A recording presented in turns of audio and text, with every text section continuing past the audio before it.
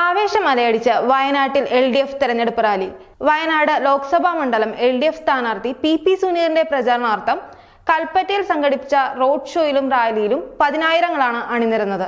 BJPയെ നേരിടാനാകാതെ ഒളിച്ചോടിയെത്തിയവർക്ക് മലയോര മണ്ണിൽ സ്ഥാനമില്ലെന്ന് പ്രഖ്യാപിച്ചായിരുന്നു ജനമുന്നേറ്റം.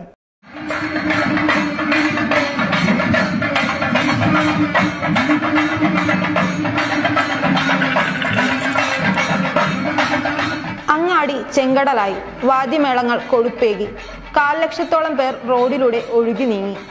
RSSനെയും കോൺഗ്രസിനെയും നേരിടാനുള്ള ചങ്കൂറ്റം തങ്ങൾക്കുണ്ടെന്ന് പ്രഖ്യാപിച്ചായിരുന്നു ഇടതുമുന്നണിയുടെ റാലി.